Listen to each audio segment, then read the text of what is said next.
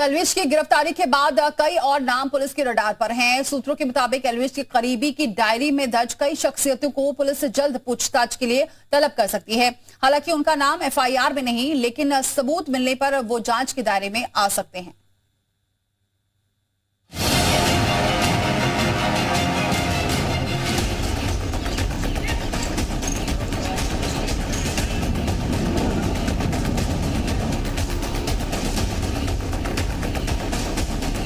Rave party में सांपों के जहर परोसने के काले कारोबार का खुलासा नवंबर 2023 में हुआ था। उसके करीब 5 महीने बाद आज एल्विश यादव की गिरफ्तारी हुई है।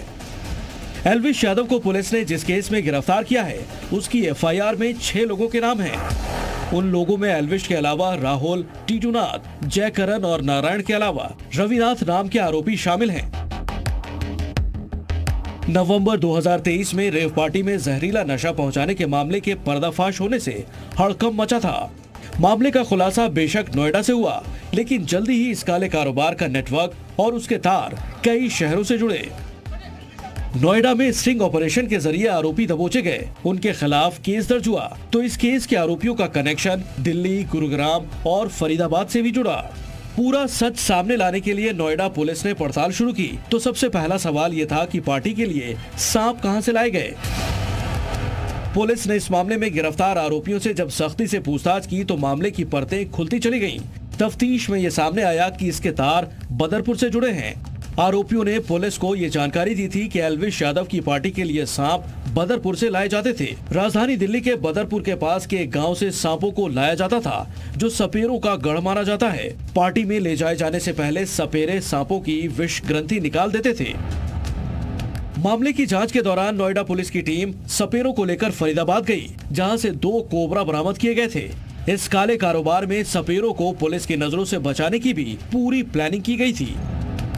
रेव पार्टी में सांप और जहर के इंतजाम की जिम्मेदारी राहुल नाम के आरोपी की थी। वो डिमांड के अनुसार ही सपेरे से लेकर ट्रेनर और बाकी चीजें प्रोवाइड कराता था। इतना ही नहीं, जहरीला नशा खरीदने वाले तमाम आरोपियों की डिटेल्स भी उसी के पास होती थी।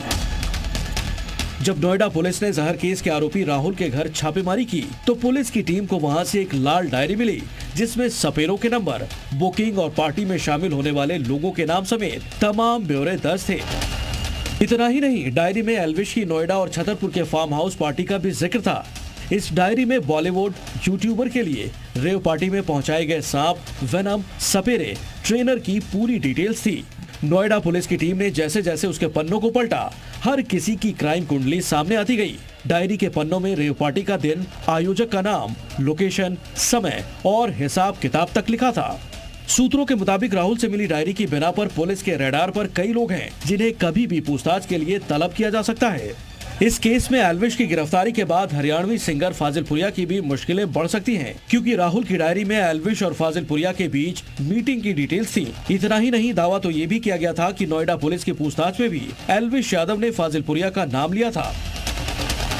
सूत्रों के मुताबिक एल्विश ने यह खुलासा किया था कि फाजिलपुरिया शूटिंग के लिए सांपों का अरेंजमेंट करता था। उसके बाद नोएडा पुलिस एल्विश के बयान को वेरीफाई करने फाजिलपुरिया के गांव गई थी। माना जा रहा है कि जांच की आंच कई और लोगों को अपनी चपेट में ले सकता है और आने वाले दिनों में कई और लोगों से पूछताछ हो सकती है। नोएडा से प्रमोद शर्मा के साथ ब्यूरो रिपोर्ट, जी मीडिया।